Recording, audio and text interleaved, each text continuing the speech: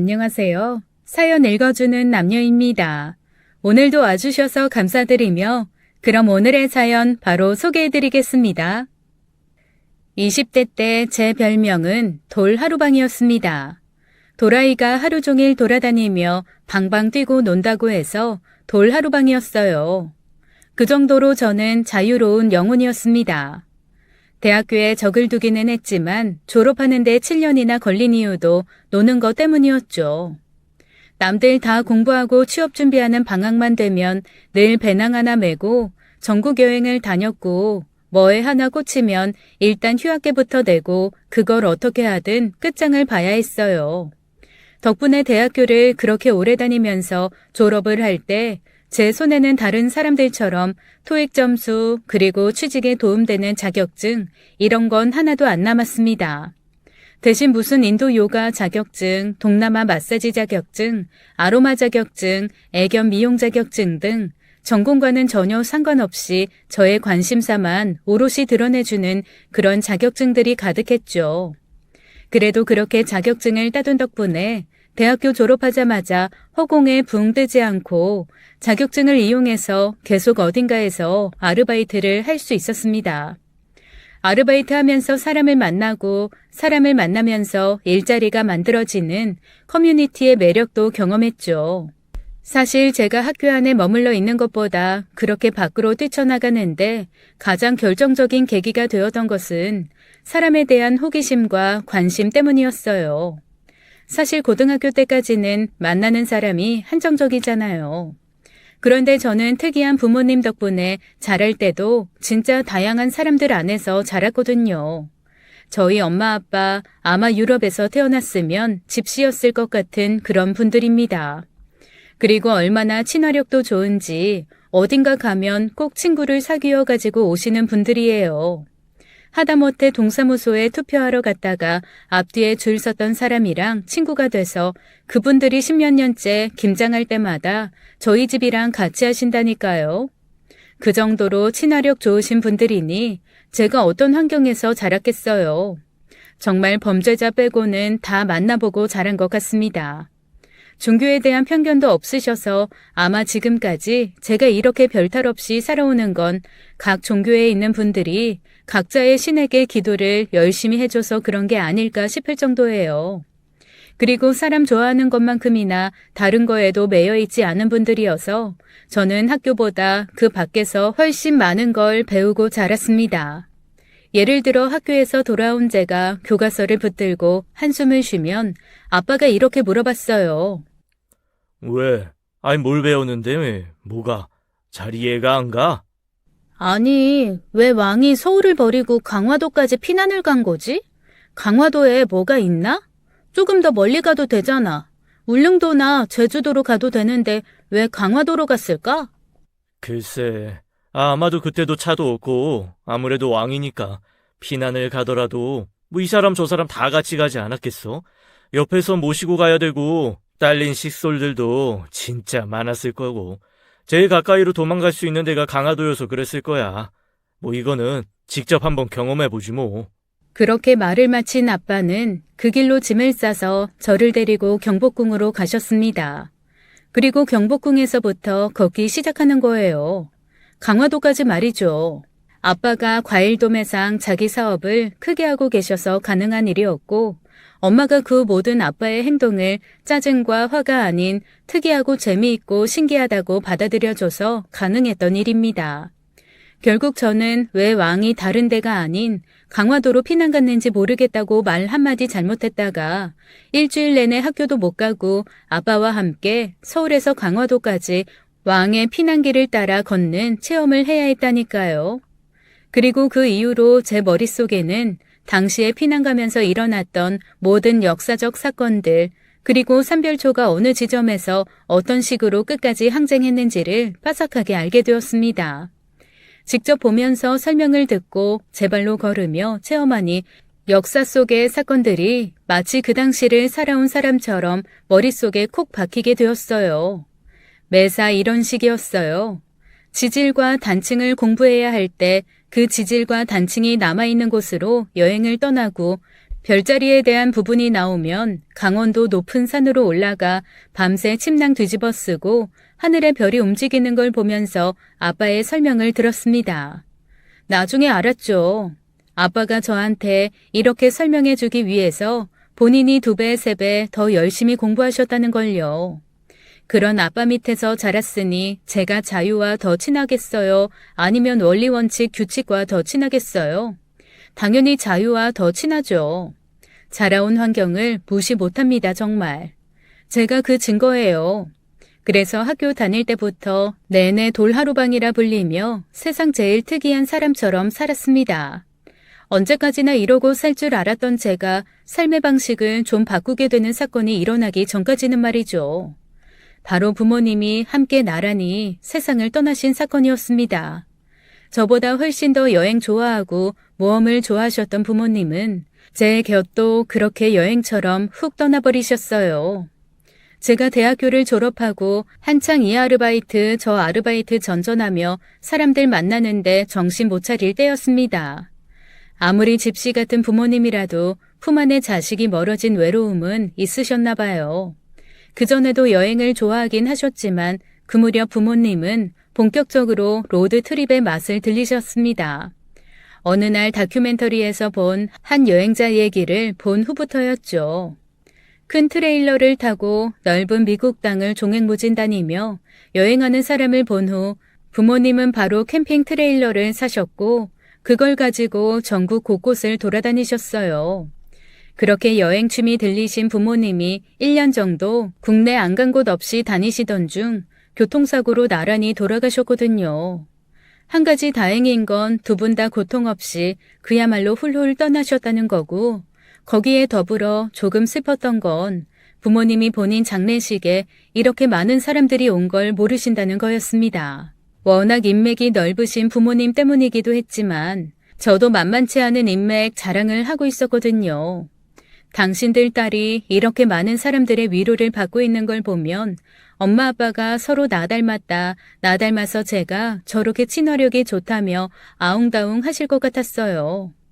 하늘에서 보며 흐뭇해 하시겠지, 걱정 안 하고 편히 쉬실 수 있겠지라며 홀로 생각하는 게 나름 저한테는 위안이 되더라고요. 5일 내내 얼마나 많은 사람들이 왔는지 모릅니다.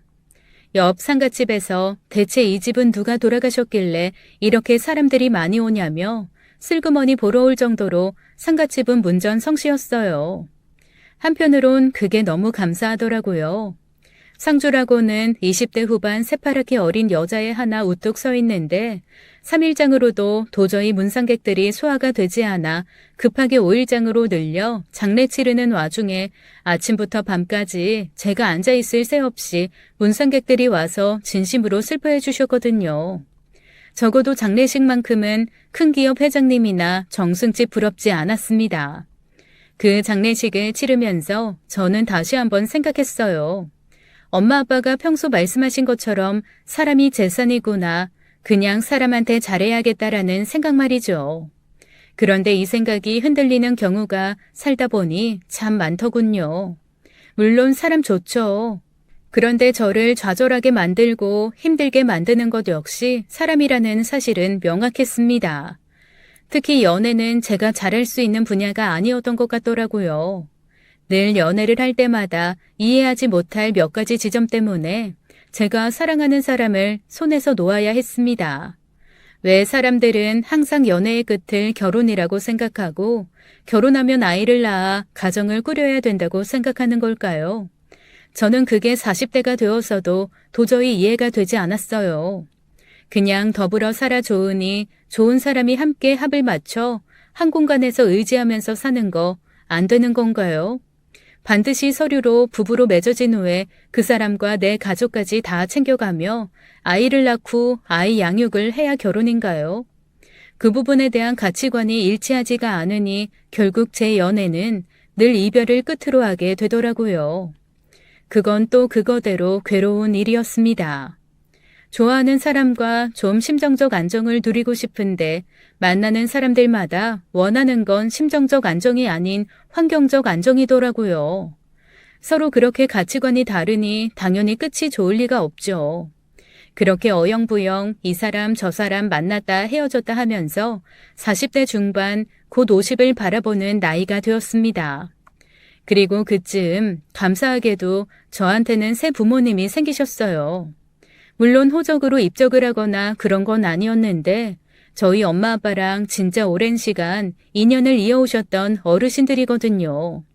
엄마 아빠한테도 너무 잘하셨고 엄마 아빠 돌아가셨을 때 진짜 친부모처럼 혼절했다 깨어났다를 반복하며 함께 슬퍼해 주셨던 분들입니다. 근데 그분들이 저한테 조심스레 제안을 하나 하시더라고요. 네가 원하면 성인 입양까지도 우리는 고려하고 있어.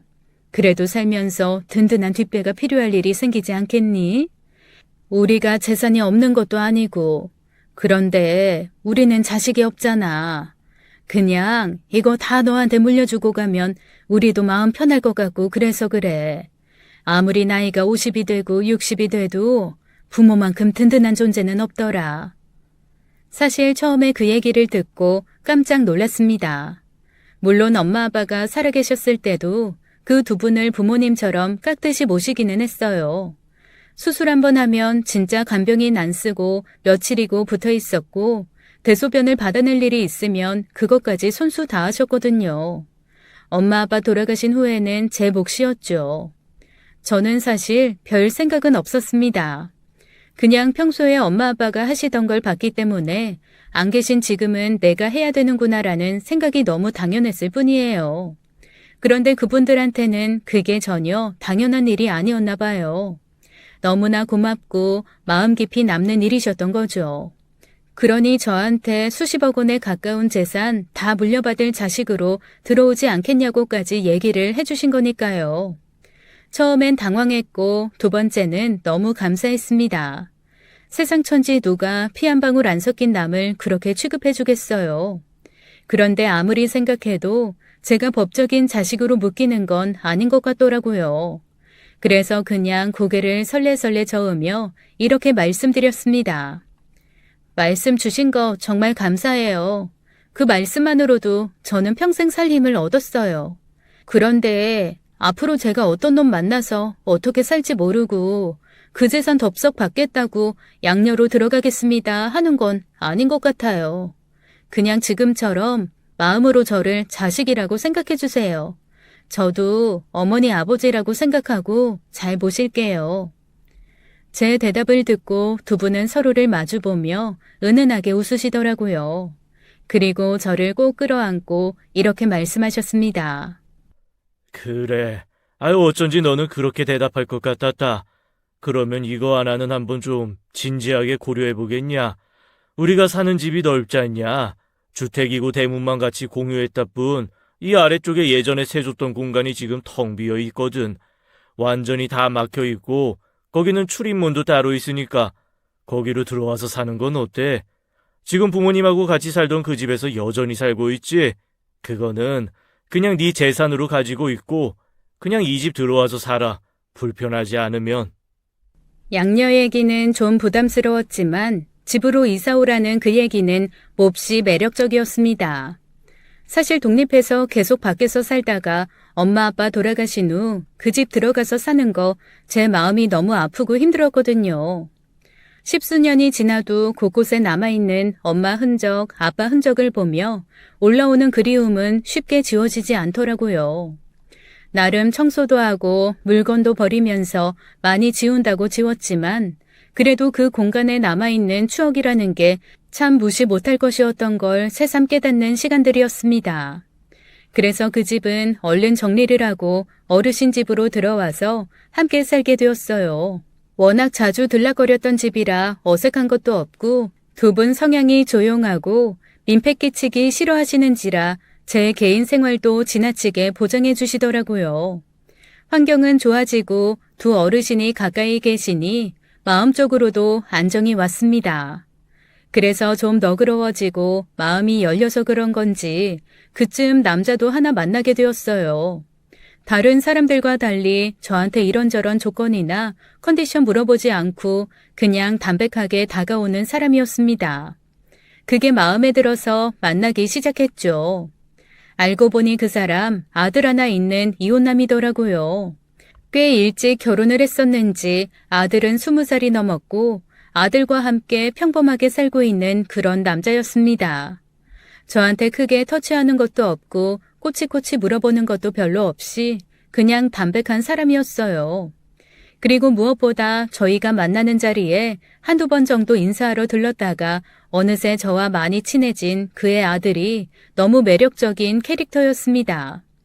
요즘 애들이 다 그런 건지 아니면 그 아이가 유난히 그런 성격인 건지 아주 부침성도 좋고 서글서글 하더라고요. 그 친구를 보고 있으면 20대 때 넉살 좋게 시골집에 괜시리 들어가 인사 한번 하고 밥 한 그릇 얻어먹고 나오던 제 모습이 떠오르는 것 같기도 했어요. 여튼 젊은 게 부럽고 한편으로는 나도 노는 거 조금 덜 놀고 저런 아들 하나 낳아서 키웠어야 했던 건가라는 생각이 들게 하기도 하는 녀석이었습니다. 이게 신나게 놀던 20대 때는 몰랐는데 나이가 딱 먹고 나니까 가장 아쉬운 게 내 핏줄, 내 가족이더라고요. 당시에는 엄마 아빠가 이렇게 빨리 돌아가실지도 몰랐고 제가 외로움을 느끼게 될 줄도 몰랐는데 생각보다 이별의 시간은 빨리 오고 외로움도 금방 찾아오더라고요. 결혼 생활하며 아웅다웅 살던 친구들이 어쨌거나 저쨌거나 자식들이랑 같이 안정적인 삶 꾸려나가는 거 보면서 한편으로는 조금 위기감도 느끼고 불안함도 느꼈던 게 사실입니다. 그런데 뒤늦게 만난 남자친구의 아들이 저한테 정말 친엄마처럼 살갑게 대해주니 그건 또 그것대로 고맙고 제 어떤 비어있던 부분을 채워주는 것 같아서 너무 좋더라고요. 남자친구도 저를 따르는 아들을 보며 한편으로는 조금 어이없어 하면서도 또 한편으로는 저한테 아들 녀석이 워낙 엄마랑 일찍 헤어져서 좀 저런 정이 많다고 저만 불편하지 않으면 잘 지내줬으면 좋겠다고 하는 겁니다. 저야 당연히 잘 지낼 수 있고 고마우니까 그 친구랑 같이 밥도 여러 번 먹고 함께 놀러 가기도 하고 잘 지냈어요.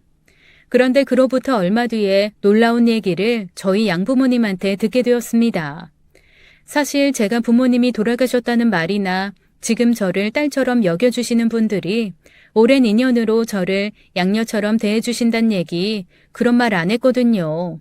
이게 결혼을 전제로 모든 걸 오픈하고 만나는 사이기는 하지만 이 나이 먹어서 굳이 그런 사연들을 다 얘기할 필요는 없다는 생각이 들어서였어요. 그래서 한두 번 제가 사는 곳으로 저를 데리러 오면서 그냥 가볍게 인사를 나눈 적은 있었지만 정식으로 인사하거나 그런 적은 없었거든요. 그런데 저희 양어머니가 저한테 몹시 망설이다가 이렇게 말씀을 하시는 겁니다. 네가 지금 만난다는 사람 아들 있잖아. 그 친구는 어린아이가 참 넉살이 좋더라. 어머니가 그 아이를 어떻게 하세요? 아니, 그러니까 나도 좀 당황하기는 했는데 며칠 전에 마당 청소하고 있는데 누가 기웃기웃하고 있길래 누구냐 그랬더니 낼름 와서 인사를 하며 너랑 자기 아빠가 사귀고 있다는 얘기를 하는 거야. 지난번에 대문 앞에서 인사 한번 한 적이 있는데 기억 못 하시냐고. 자세히 보니 그 청년이 맞더라고. 그래서 그러냐 반갑다 하고 그런데 어떻게 여기까지 왔냐 그랬더니 볼 일이 있어서 근처 왔던 김에 그냥 밖에서 내가 보이길래 인사나 한번 하려고 했다고 그러는 거 있지? 그 녀석이 좀 부침성이 좋기는 한데 아니 그렇게까지 넉살이 좋다고? 그냥 아무렇지도 않게 그러고 인사를 해? 아이고 하여간 희한한 놈일세. 그래서요? 그래서 어떻게 하셨어? 눈 반짝거리면서 마당에 서가지고 이런저런 말 붙이며 문구적거리는데 어떻게 그냥 보내니? 그래서 들어와서 마당에서 차라도 한잔 하라고 했지. 집에 있던 케이크며 커피며 내줬더니 세상에 그거를 씩씩하게 다 먹고 갑자기 마당 정리하시나 봐요. 제가 좀 도와드릴까요? 그러고는 손 걷어붙이고 마당에 잡초를 다 뽑아주고 갔다. 잡초 뽑느라 3시간을 땀 흘리며 그러고 있는데 내가 어떻게 또 그냥 보내니. 불고기 해서 저녁 먹였더니 그것도 다 먹고 네 아버지랑 TV로 야구 보며 놀다가 밤 10시인가 그때서야 갔어. 아니 무슨 녀석이 그렇게 능글능글 착착 감겨들어? 아이고, 아주 제대로 먹고 놀고 갔네. 그런데 나한테는 그런 말 일절 없었는데. 그게 언제예요? 한 이틀 전의 일이야. 그 후로도 너무 바빠서 내가 말을 못했는데 어쨌든 이틀 전에 그러고 갔어. 조금 당황스러웠어요. 제가 아무리 자유로운 영혼 도라로방이지만 이런 식으로까지 열린 사람은 한 번도 본 적이 없거든요. 그래서 전화를 해서 물어봤습니다. 그랬더니 정말 아무렇지도 않은 목소리로 길 가다가 그냥 인사를 드렸고 맛있는 차 주셔서 먹었다. 먹고 그냥 나오기 죄송해서 마당 청소 같이 해주고 밥 주시길래 그것도 먹고 나왔다고 아무렇지도 않게 얘기하는 겁니다. 세상에 대체 이 넉살은 누구한테서 온 건가 싶어서 좀 황당했죠. 그 이후로도 비슷한 일이 종종 있었습니다. 특히 어떻게 저희 양부모님을 구워 삶았는지 그 두 부자가 저희 양부모님 집에서 힘써야 될 일이 생기면 둘이 득달같이 달려가서 해결해주고 오곤 하더라고요. 고맙기는 했지만 아직 결혼도 안 한 사이에 그렇게 두 사람이 발벗고 나서는 게 저는 조금 불편하기도 했습니다. 그건 사실 양부모님도 마찬가지셨던 것 같아요. 저한테 몹시 조심스럽게 그 둘이 자꾸만 집에 오는 거 조금 불편하다고 말씀하시더라고요. 그러니 어머니는 한참을 망설이다가 이런 말씀을 하셨습니다. 예, 이게 참 사람이 한 끗 차이라는 게 있잖아. 정말 종이장 하나 차이인 거. 그런데 남들 눈에는 다 보이는데 그 종이가 내 눈을 가리면 아무리 얇은 종이라도 그 너머가 보이지 않을 때가 있거든.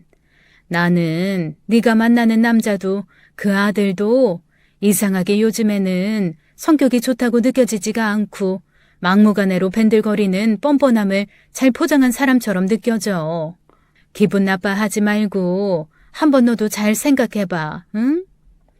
그 얘기를 듣는데 순간 가슴 저 안쪽이 콕하고 뭔가 찌르는 것 같더라고요. 사실 어렴풋이 저도 비슷한 생각을 하고 있었거든요.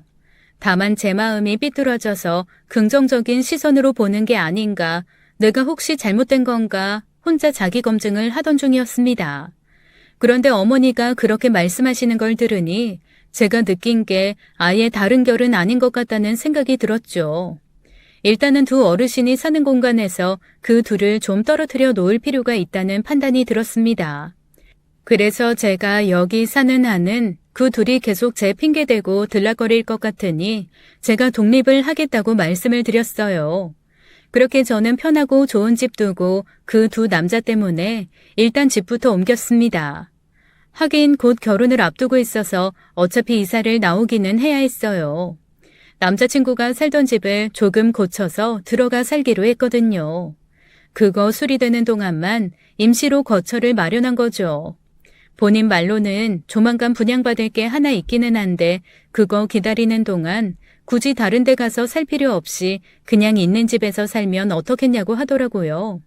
저 역시 집에 대해서 크게 집착이 있거나 그런 편은 아니어서 뭐 그래도 상관없다고 그냥 편한 대로 하자고 해서 제 집만 좀 가지고 들어가기로 했습니다. 게다가 아들은 다른 곳에서 자취를 하고 있는 상황이어서 어차피 집에는 저희 둘만 있을 수 있었거든요. 아들은 남편의 여동생과 함께 살고 있습니다. 일하고 있는 곳이랑 저희 집은 좀 거리가 있는데 자기 고모 집이 가깝다고 거기서 숙식하면서 다닌다고 하더라고요. 시누이 될 사람은 한두 번 정도 만났나 저를 보는 눈빛이 그다지 곱지는 않았지만 그래도 다 늙어서 시집살이 시키고 할 것도 아니잖아요. 그녀도 그냥 오빠가 재혼한다니 알아서 했겠거니 하고 넘기는 그런 표정이었습니다. 게다가 제가 볼 때는 시누이와 남자친구는 사이가 좀 서먹한 것 같았는데 조카인 아들과는 꽤 사이가 좋더라고요. 어렸을 때부터 애명글명 키웠다고 하더니 그래도 키운 공 있게 아들이 잘하는 듯 싶었습니다. 어쨌건 우여곡절 끝에 결혼을 했어요. 제 찜찜함은 잠시 미뤄둔 상태였죠.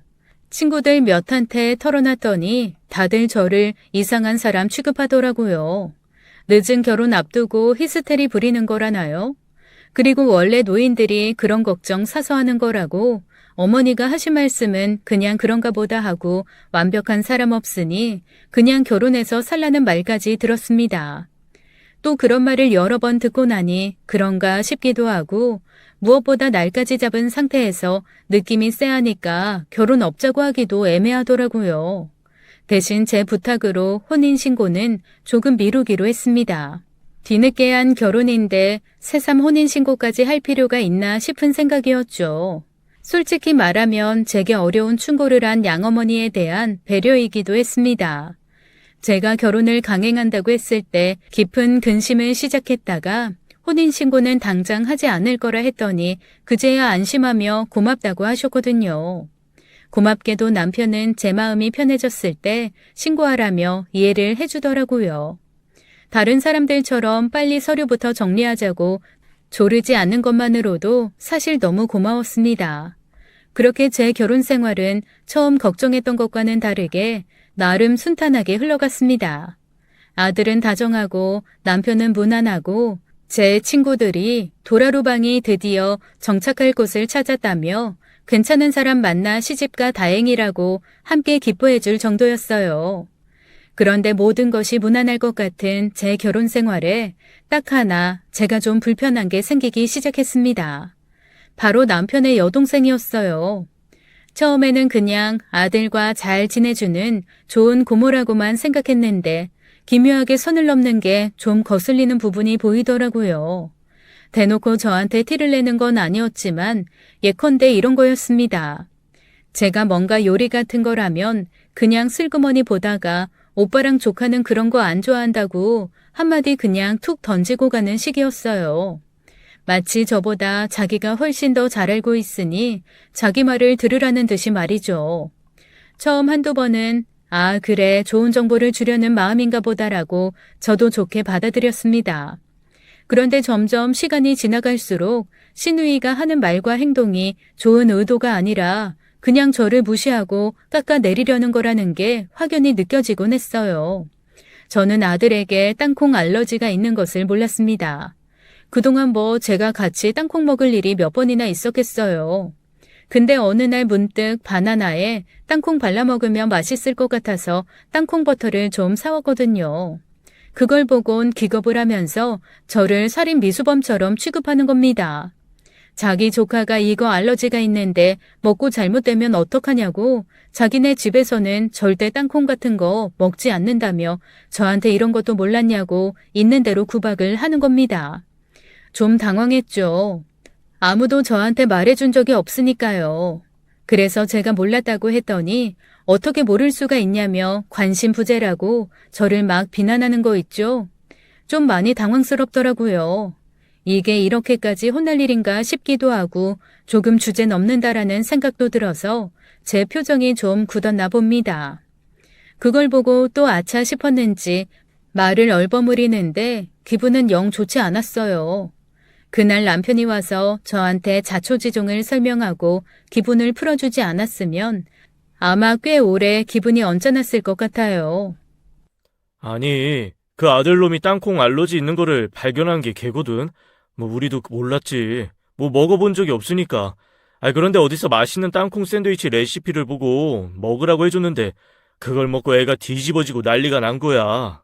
그때 정말 자기 조카 죽는 줄 알고 엄청 무서워하고 겁냈었거든.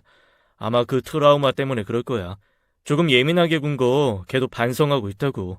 자기가 나중에 정식으로 사과한다고 일단은 언니 기분 좀 풀어주라고 했으니까 당신 기분 풀어.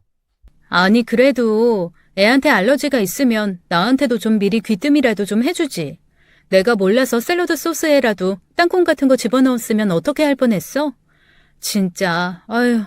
여튼 아가씨도 이것저것 알려주는 건 고마운데 이런 식으로 하는 거 나도 반갑지는 않아. 그래, 충분히 이해해. 충분히 이해하니까 기분 풀고. 그리고 애가 어리면 모를까 다 큰 상태여서 사실 굳이 말할 생각을 안 했어. 뭐 다 큰 놈 지가 알아서 먹는 거지 뭐. 자기가 피해가면서 살펴 먹는 거지. 우리가 일일이 챙겨주고 그럴 일 별로 없잖아. 그 일로 그렇게 남편의 위로와 시누이의 뒤늦은 사과로 마무리가 되었습니다. 하지만 이후로도 비슷한 일들은 계속 반복되었어요.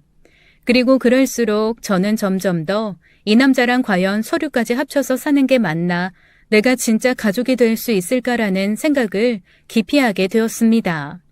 그리고 저의 그 조심성이 어쩌면 제 인생을 살렸을 수도 있겠다라는 확신이 든 사건이 하나 발생했어요. 분명 아들 녀석이 며칠 여행을 가겠다고 했거든요.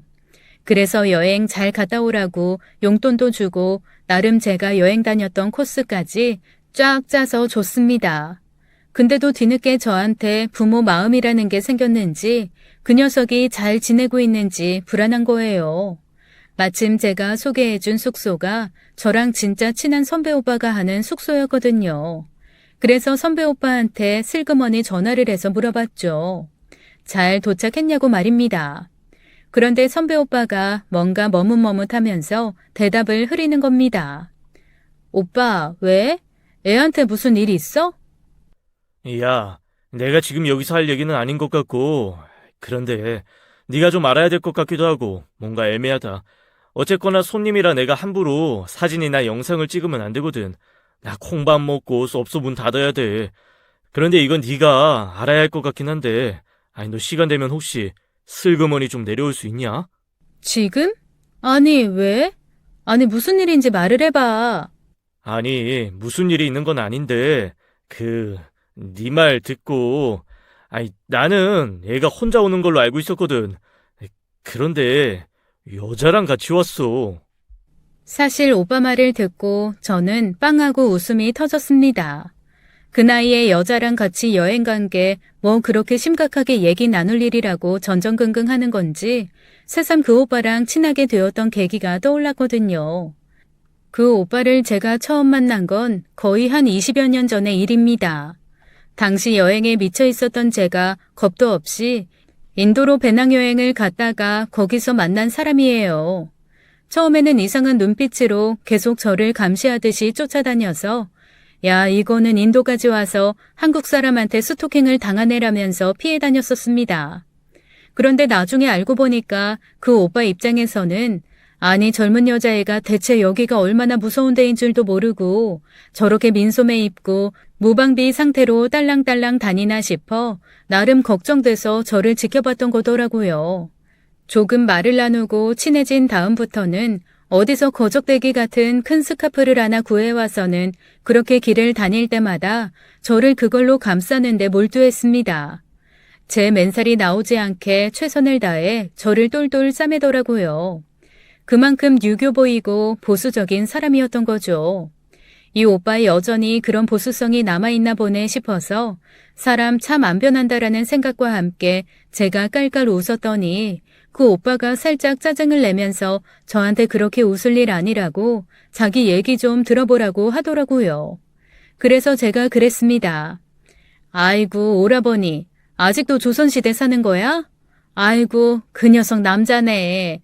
여자랑 여행도 다 가고 그게 뭐 어때서 그래? 야, 나도 그 정도로 막 하지는 않았어. 또래 여자랑 여행을 왔으면 나도 이상하게 생각 안 하지. 그런데, 같이 온 여자를 엄마라고 부르잖아. 네가 만나는 그 사람 사별했다고 하지 않았어? 나 그렇게 들었던 기억이 있는데. 엄마? 엄마라고? 그게 무슨 소리야? 맞아, 사별했다고 했어. 그런데 걔가 엄마라고 부른다고? 그리고 내가 볼 때는 보통 모자 사이가 아니야. 게다가 네가 말한 거랑 애가 인상이 너무 달라. 인상이 다르다니? 그건 또 무슨 소리야?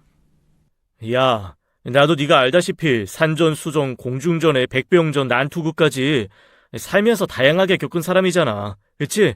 다른 건 몰라도 사람 보는 눈치 하나는 기가 막히다고. 인정하지? 인정하지. 오빠만큼 사람 잘 보는 사람도 없기는 하지. 그래, 반무당이란 말이지 내가. 그런데 뭐랄까, 애가 어떻게 보면 서글서글하니 그래 보이는데 또 어떻게 보면 뭔가 꿍꿍이가 보인다 이거야. 뭐랄까, 야, 내가 너한테 진짜 할 말은 아니지만 아주 고지능 사기꾼 같은 그런 느낌도 없잖아 들어. 두 번째였습니다. 아들에 대한 그런 말을 한 사람이 양어머니에 이어 가장 친한 오빠였던 거죠. 그런데 참 이상하죠.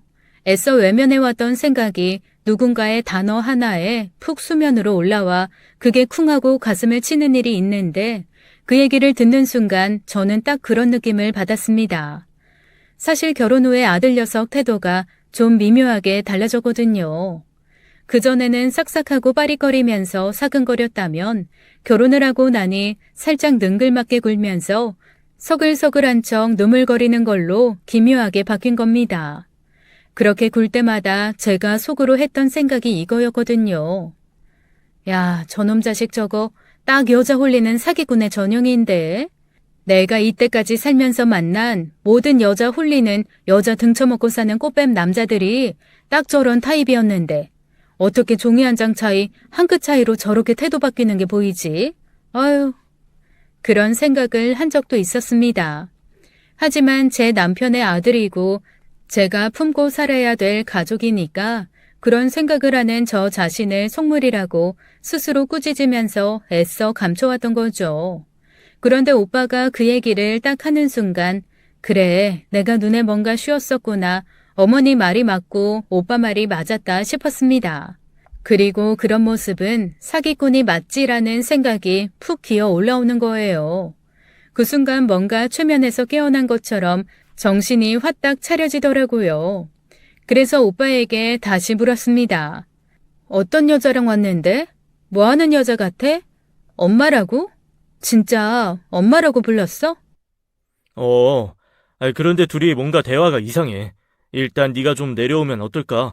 어차피 너희 집에서는 1시간밖에 안 걸리잖아. 그래, 알았어. 일단 내가 한번 내려가 볼게. 저는 그렇게 한밤중에 오빠의 호출로 아들이 낯선 여자와 머물고 있다는 그 숙소로 향했습니다.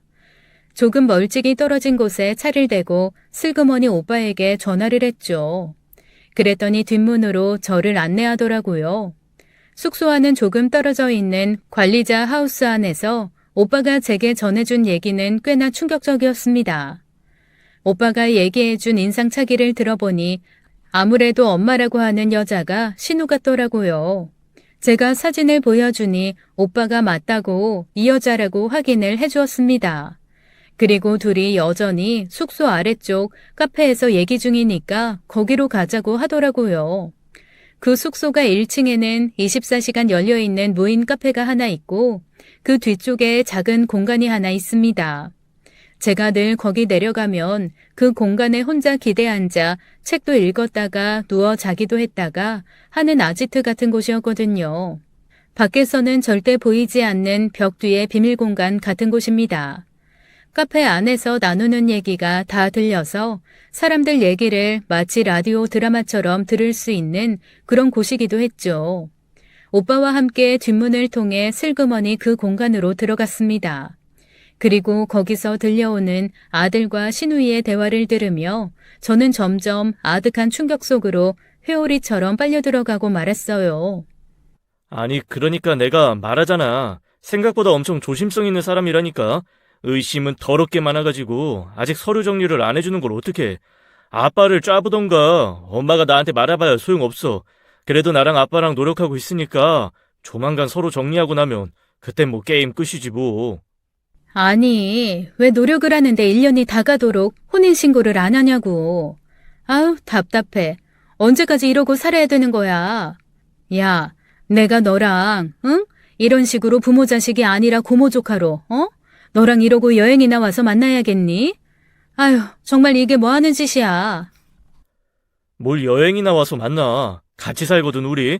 만날 집에서 같이 얘기하는데 세상 무슨 여행을 또 와서 이러고 있어. 하여간 엄마도 별나.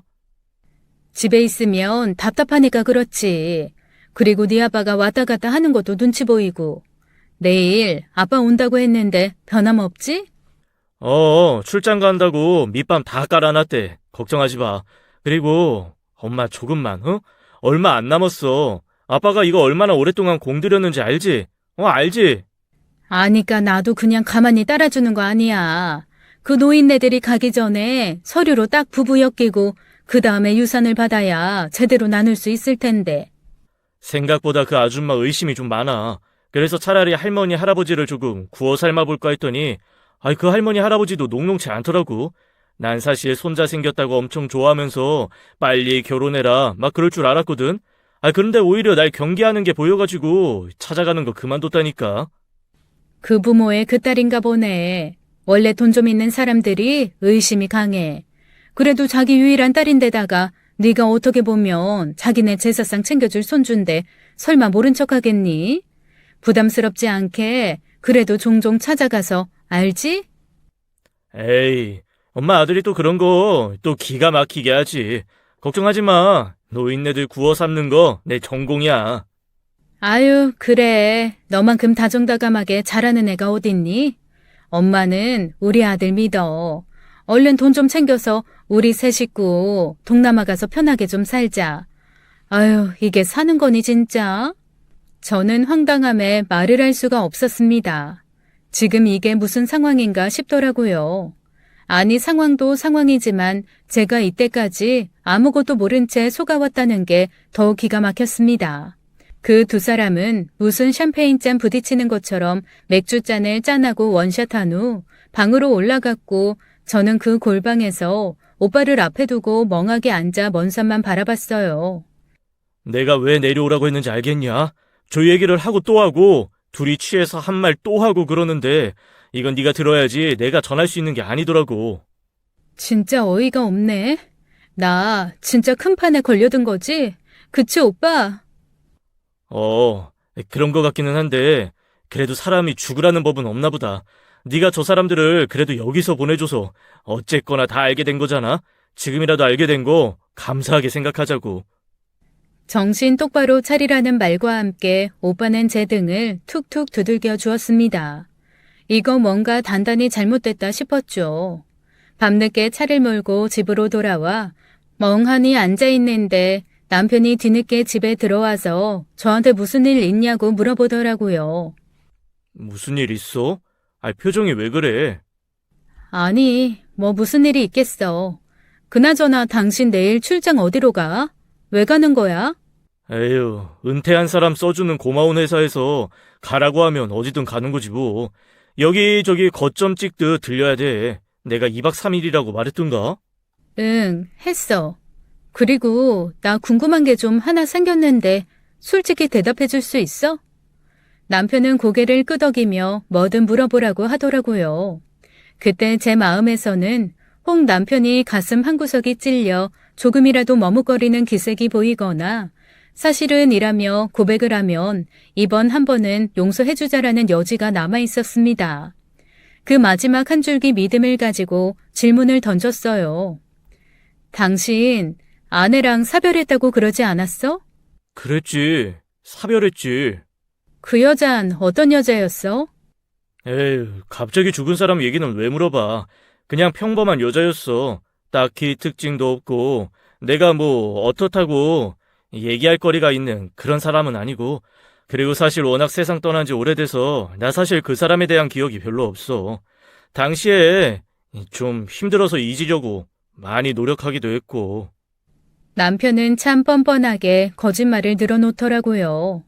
순간 아주 괘씸하다는 생각이 들면서 이 새 사기꾼을 어떻게 뒷목 잡게 할까 고민을 하기 시작했습니다.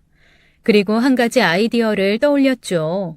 며칠 동안 고민하고 시뮬레이션하고 작전을 짠 후에 남편과 아들을 동시에 불러다가 앞에 앉혀놓고 해맑은 얼굴로 할 말이 있다고 했습니다. 그리고 남편에게 혼인신고서를 슬그머니 내밀면서 이렇게 말했어요. 오래 기다려줘서 고마워. 이제 우리 서류상으로도 정식 가족이 되면 좋겠어. 나는 다 기재했고 당신만 기재해서 사인하면 돼. 그러자 남편의 얼굴이 환하게 밝아지면서 아들과 슬그머니 눈빛을 주고받더라고요. 아들도 눈이 번쩍거리면서 저를 보며 이렇게 얘기했습니다. 와, 우리 엄마 이제 진짜 법적으로도 엄마가 되는 거네요. 너무 기뻐요. 두 분 진짜 부부가 된 거 축하드려요. 제가 진짜 잘할게요. 고마워. 너무 늦지 않게 결심해줘서. 나 내심 엄청 기다리고 있었어. 당신이 결정 내려주기를. 두 사람은 설레는 얼굴을 감추지 못했습니다. 그게 얼마나 가식적으로 보이던지 확 한 대 치고 싶은 걸 간신히 참으면서 그가 사인을 하기 직전 제가 준비했던 회심의 한마디를 꺼냈습니다. 아, 그리고 내가 결혼을 통해서 인생의 새 장을 여는 김에 한 가지 또 결심한 게 있어. 그 얘기도 해줘야지. 그랬더니 두 사람이 눈을 동그랗게 뜨고 저를 쳐다보더라고요. 둘의 반응을 기대하며 제가 천천히 얘기를 시작했습니다. 우리 부모님이 물려주실 재산, 그거 나 모두 포기하겠다는 계약서 썼어. 부모님이 어차피 당신들 노력으로 모으신 거고 내가 그거 받아봐야 앞으로 뭐 얼마나 쓰고 살겠어. 그냥 우리 가족들이랑 적당히 알콩달콩 살 수 있는 걸로 난 충분히 만족해. 부모님들도 충분히 이해해 주셨고 그래서 재산 다 사회에 환원하고 장학재단 만드시기로 했어. 우리 혼인신고하고 나면 장학재단 발족식 한다고 하시니까 다 같이 가서 축하해 줄 거지? 순간 남편과 아들의 얼굴은 정말 저 혼자 보기 아까울 정도였어요. 뭐랄까 커다란 사탕바구니를 눈앞에서 뺏긴 아이 같기도 하고 철석같이 믿었던 상황에 배신당해 제대로 뒤통수 맞은 얼굴이기도 했습니다. 남편이 말을 더듬더듬거리며 그렇게 노래 부르며 사인하고 싶다고 했던 혼인신고 서류까지 옆으로 밀어놓고 저한테 2번, 3번 계속 물어보더라고요. 그게 무슨 소리야? 장인 장모님 재산을 왜 당신이 포기해? 당연히 당신이 받아야지. 아니, 그리고 장학재단을 만들더라도 당신이 운영을 해야지. 그걸 왜 남의 손에 맡겨? 아니, 이건 말이 안 되지. 그리고 계약서를 썼다고? 아니, 누구 마음대로?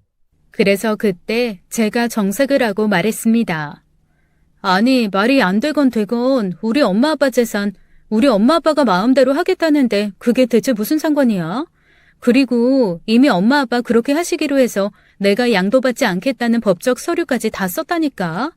다 해봐야 고작 70억 좀 넘는데. 제가 일부러 금액까지 슬그머니 말했습니다.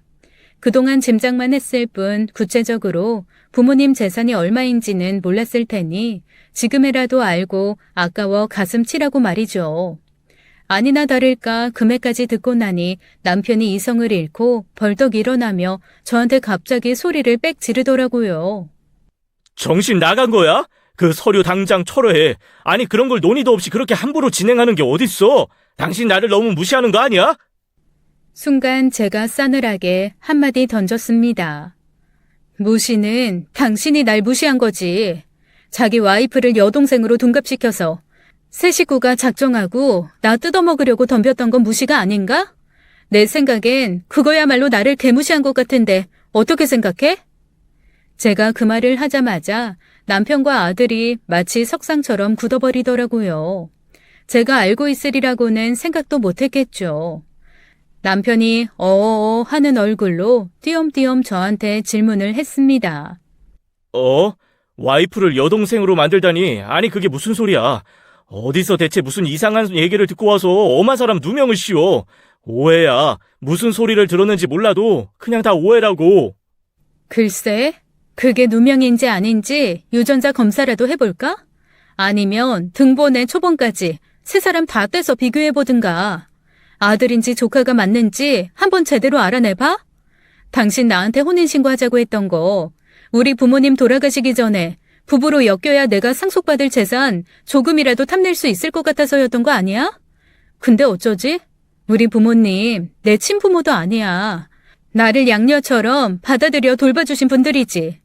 한마디로 이 서류에 도장 찍어 부부가 돼도 그분들 재산 70억 중에 7원도 당신들한테 갈 리가 없다는 거라고. 그건 또 무슨 소리야? 친부모가 아니라고? 아니, 그 집에서 살았잖아. 엄마 아빠라며. 사기를 치려면 제대로 조사를 하든가. 우리 친부모님 돌아가시고 친한 지인 어르신들이 내 보호자가 되어주신 것뿐이야. 우리는 법적으로 엄연한 남남이야. 당신들 헛물켰다고. 어쨌거나 부모님한테는 말씀드렸어. 그 재산 탐내는 사람 배라도 아프게 정말 좋은 일에 쓰자고. 당신 가족보다 훨씬 그 재산이 필요한 사람들이 있을 테니 그들한테 가는 게 맞다고 생각해. 제가 그 말을 끝내자마자 저는 그 두 부자의 바닥을 봤습니다. 둘 다 자기 화를 못 참고 근처에 있는 물건들을 집어던지며 패악을 부리기 시작하더라고요. 저한테 사기꾼이라는 말도 안 되는 비난을 하는 걸 시작으로 나중에는 서로 탓을 하며 싸우기 시작했습니다. 알고 보니 그 아들이 몇몇 동호회에서 저를 멀리서 지켜봤고 나름 공략할 만한 대상이라고 생각해서 제 아빠에게 알려줬던 거더라고요. 남편은 아들에게 네가 소개를 잘못해서 그렇다고 뒤집어 씌우고 아들은 그동안 살면서 그런 거 하나 알아채지 못했냐고 비난하는 꼴이 정말 가관이었어요. 하지만 둘의 분열, 짐작되지 않는 바는 아니었기에 조용히 경찰을 불렀습니다.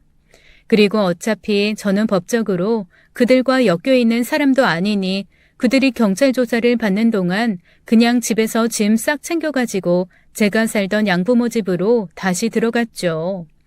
저한테 자초지종을 들은 어머니 아버지는 가슴을 쓸어내리며 어쩐지 인상이 좋지 않았다고 인상 이기는 사람 없다며 지금이라도 알게 돼서 다행이라고 안도의 한숨을 쉬었습니다. 그리고 그 화상들이 언제 이 집으로 또 찾아와 난동 부릴지 모르니 그냥 이 집 팔고 다른 데로 이사가서 같이 살자고 하시더라고요. 사실 좀 죄송했어요. 두 분이 살고 계시는 그 집은 아주 오래전에 두 분이 직접 설계에 참여하고 자재 하나하나 해외까지 나가서 공수해가지고 직접 지으신 집이거든요. 집 짓는 동안 몇 번 구경을 온 적도 있어서 두 분이 얼마나 애정 가득 쏟으면서 짓고 가꾸신 집인지 누구보다 제가 잘 압니다. 워낙 잘 지어서 드라마 촬영도 꽤 여러 번 하고 낯선 사람이 찾아와서 혹시 팔지 않겠냐고 물어봐도 절대 내놓지 않으셨던 그런 집입니다. 그런데 제가 이런 상황이 왔다고 하니까 흔쾌히 대뜸 집부터 팔자는 이야기를 해주시는 거예요. 너무 감사하고 죄송해서 눈물이 다 나더라고요. 그렇게 저는 사기꾼 가족 집단에서 벗어나 제 부모님과 함께 그야말로 완벽한 제2의 인생을 살기 시작했습니다. 이사 온 곳까지 다행히 쫓아오지는 않더라고요. 그럼에도 불구하고 여전히 비슷한 사람들을 보면 가슴이 한 번씩 철렁하기는 해요. 자라보고 놀란 가슴 소뚜껑 보고 놀라는 거죠 뭐. 하지만 뒤늦게라도 모든 사실을 알게 돼서 제 인생 다시 찾았다는 것만으로도 저는 사실 충분히 만족합니다. 그 숙박업소 하는 오빠에게도 통 크게 선물 하나 했어요. 부모님이 그 오빠가 은인이라며 업소 옆에 땅을 사주셨거든요. 한 달에 한두 번 그 숙소로 부모님 모시고 내려가 힐링하는 게 요즘 저의 가장 큰 기쁨 중에 하나랍니다. 지금까지 사연 읽어주는 남녀였습니다. 끝까지 시청해주신 여러분 감사드리며 저희는 다음 사연으로 돌아올게요. 감사합니다.